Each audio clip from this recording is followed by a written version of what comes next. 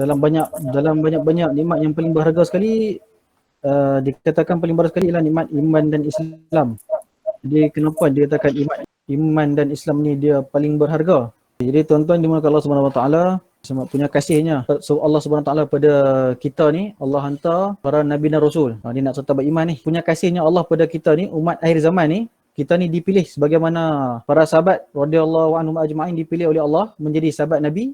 Yang kita ni sebagai umat akhir zaman pun sebenarnya dipilih oleh Allah di alam lahut dalam banyak-banyak roh. Ada roh, ni roh zaman Nabi Adam, ni roh zaman Nabi Ibrahim, Nuh, Hud, Soleh, semuanya dipilih. Tapi yang empat kita ni, umat akhir zaman ni, kita sebenarnya dipilih oleh Allah untuk menjadi umat akhir zaman. Sebab satu hari Nabi Ibrahim AS, dia tanya kepada Allah tentang kelebihan-kelebihan, keuntungan menjadi umat akhir zaman. Bukan jadi Nabi, jadi umat. Sehingga kan Nabi Ibrahim sendiri minta supaya jadi umat akhir zaman. Kemudian Allah perkenankan doa Nabi Ibrahim supaya apa? Supaya umat akhir zaman ni menyebut-nyebut nama Nabi Ibrahim AS dalam kita punya ayat akhir ataupun dalam salawat Ibrahimiyah. At-tahiyatul mubarakatuh salawatut thayyibatulillah. Sampai habis ada dekat itu disebutkan. Allahumma salli ala sayyidina Ibrahim wa ala ali sayyidina Ibrahim sampai habis. Punya kasihnya Allah pada kita ni, yang pertamanya sebagai umat akhir zaman, dan yang seterusnya ni Allah bagi pula Nabi Muhammad sallallahu alaihi wasallam menjadi kita punya utusan kita. Dia kenapa Allah hantar Nabi dan Rasul ni? Supaya kita ni beriman kepada Allah, kenal Allah, supaya kita ni kenal Allah, ikut acuan ataupun corak yang mana Allah Ta'ala hendakkan. Kalau katakan Allah Ta'ala turunkan malaikat untuk mendidik manusia, malaikat ni dia tak ada nafsu. Jadi malaikat ni dia punya ibadat tu memang hebatlah. Tak adil kalau Allah turunkan malaikat sebagai pembimbing kita ni sebab dia tak ada nafsu. Tak adil lah. Tapi apa yang Allah Ta'ala buat, Allah Ta'ala turunkan Rasulullah SAW, satu orang hamba Allah, satu orang yang ummi. Banyaklah terjemah apa yang dikatakan dengan ummi tu. Ada yang kata tak tahu membaca, ada yang kata ummi ni sebenarnya orang yang tidak kenal ataupun tidak tahu bab-bab ehwal masalah-masalah dunia yang berlaku dekat waktu itulah. Jadi dia tak tahu. Nak tak tahu maksiat tu macam mana, dia tak tahu. Kurang lebih macam itulah. Okey, jadi kasihnya Allah, dia hantarnya para rasul, dia hantarnya Rasulullah kepada kita ni supaya ada contoh menjadi ikutan. Dan contoh apa yang telah Nabi ajar kepada kita ni daripada Rasulullah bangun tidur sehingga tidur semula. Dia ajar lah macam mana bangun tidur, apa adab-adab dia, apa doa yang nak kena baca. Kemudian waktu nak tidur pun sama juga, apa doa, adab-adab nak kena baca. Sehingga kan masuk tandas pun ada dia punya adab-adab doa yang nak kena amal, nak kena baca. Okey, dan kata iman ni, yang kata penting ni iman ni, kenapa? Sebabnya nilai iman ni, Allah mesti selamat, nilai iman yang ada pada satu orang hamba Allah, walaupun sebesar zarah, ataupun dalam setengah riwayat hadis mengatakan sebesar biji sawi. Biji sawi ni kecil lah, ataupun zarah ni lagi kecil.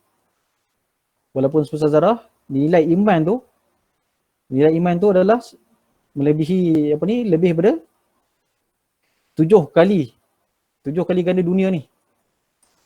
7 kali ganda dunia. Itu nilai iman walaupun sebesar zarah. Kita hari ni macam kita duduk dekat Malaysia ni kan. Dekat Malaysia pun tak boleh pusing. Ini iman sebesar zarah ni Allah Ta'ala nak bagi nilai dia 7 kali besar dunia.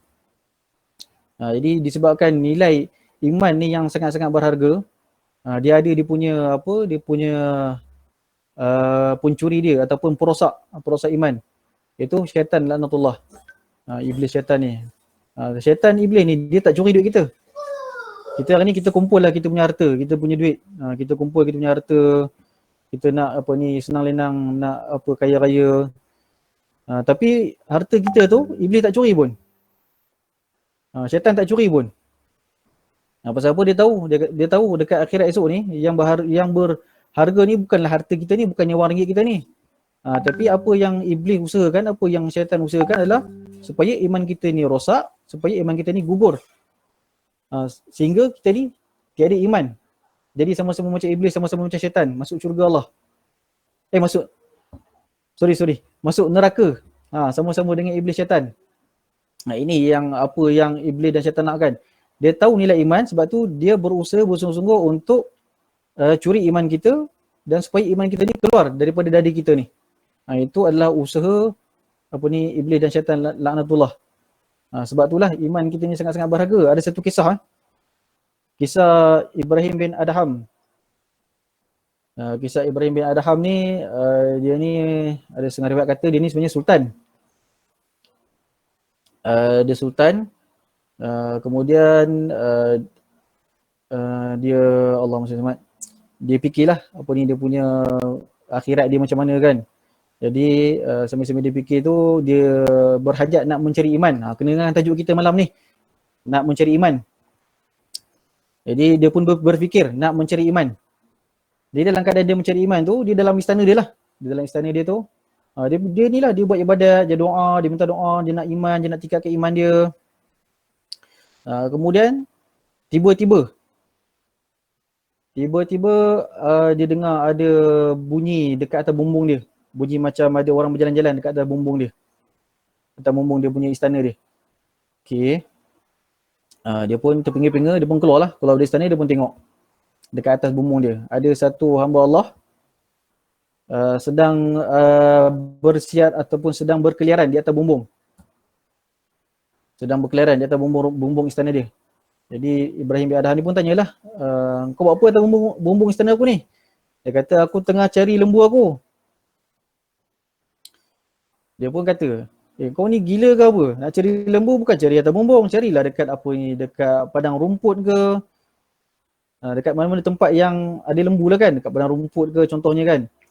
Lepas tu dijawabnya hamba Allah ni sebenarnya malaikat. Dijawabnya apa? Dia beritahu balik, dia jawab balik dekat Ibrahim bin Adham, dia kata,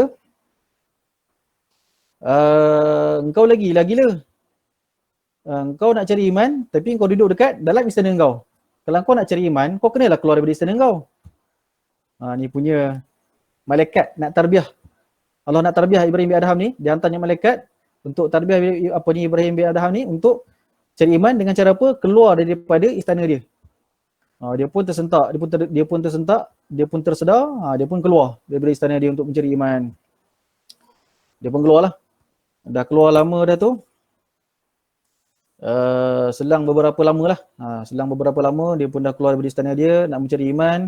Dalam keadaan dia mencari iman tu, Allah angkat dia punya darjat dia. Kurang lebih dia jadi macam wali Allah lah. Okay. Kemudian waktu tu dia dekat dengan sungai, kalau tak silap saya. Ada dia punya menteri dia datang. Dia cari mana dia punya raja dia ni, mana dia punya sultan ni.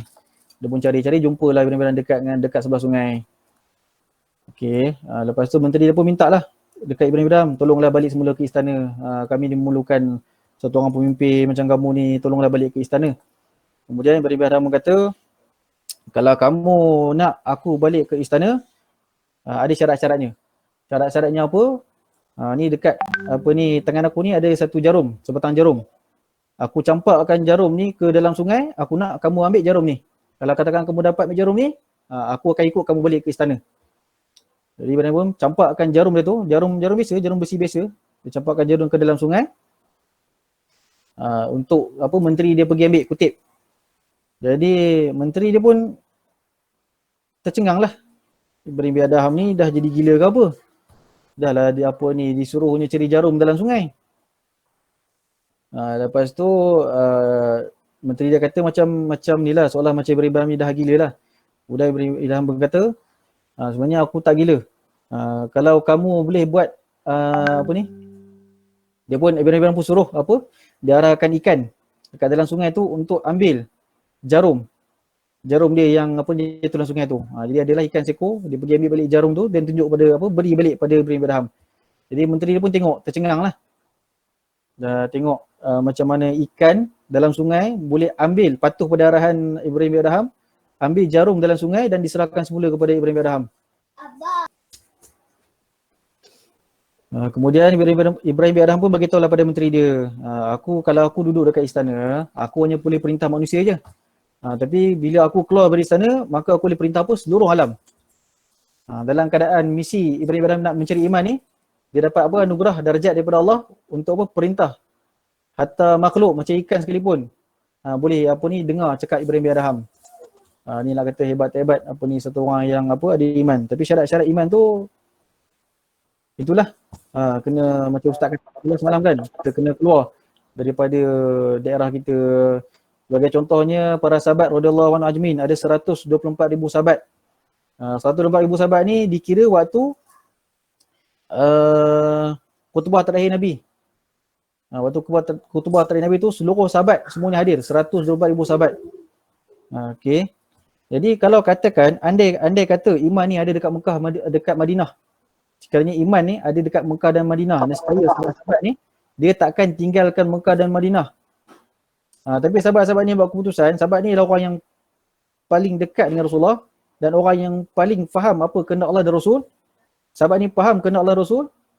Apa yang diorang buat? Diorang tinggalkan Mekah dan Madinah. Walaupun manusia yang diorang sangat-sangat kasih tu, apa tu Rasulullah, ada dekat apa ni Madinah, diorang sanggup tinggalkan Madinah semata-mata untuk apa? Untuk sebarkan Islam, untuk apa? Untuk iman, untuk selamatkan iman seluruh manusia. Sebab apa? Misi Rasulullah ni supaya apa? Supaya seluruh umat manusia hingga sebelum kiamat ni, sehingga bayi akhir zaman sebelum kiamat ni dapat apa? Ucap kalimah la ilaha illallah Muhammadur Rasulullah. Sampai kalimah tu dekat seluruh manusia. Jadi para sahabat ni dia faham sangat apa kehendak Allah dan Rasul, sanggup keluar daripada Mekah dan Madinah. Sebab tu kalau kita perasan dekat perkuburan Baqi' dekat Madinah tu hanya lebih kurang ada 10,000 je. Maksudnya lagi baki 110,000 lebih lah. 110,000 lebih tu sahabat bertebaran di seluruh dunia. Ada dekat China, ada dekat Indonesia, merata pergi. Dekat apa ni, macam-macam lah, merata negara. Jadi inilah dia nilai iman. Mana kita hari ni iman sampai kepada kita. Jadi bukan setakat iman dah sampai kepada kita ni, kita dah rasa okey lah. Sebenarnya ada satu lagi tanggungjawab untuk saya dan tuan-tuan ni, yang mana iman yang ada pada kita ni perlu disampaikan juga kepada orang lain yang mana yang belum terima yang belum terima syahadah, yang belum terima Islam. Tak semestinya orang yang kita nak dakwahkan tu ataupun orang yang kita nak sampaikan tu lah orang bukan Islam.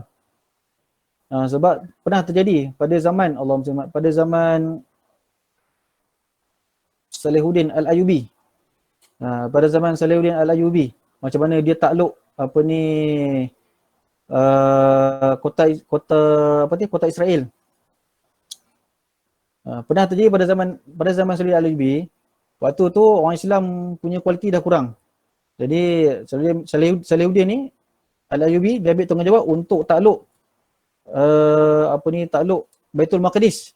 Dengan cara apa? Dia menjelajah hampir ke seluruh dunia, bukan semualah. Menjelajah hampir ke seluruh dunia untuk mencari orang untuk menambah baik kualiti iman orang Islam pada waktu tu, dan yang mana kualiti iman dia baik tu dijadikan sebagai dia punya tentera. Untuk apa? Untuk tawan Baitul Maqdis. Jadi waktu zaman Salahuddin Al-Ayyubi pun dah jadilah. Maksudnya iman orang Islam ni dah menurun, dah merudum. Jadi apa yang inisiatif dia buat?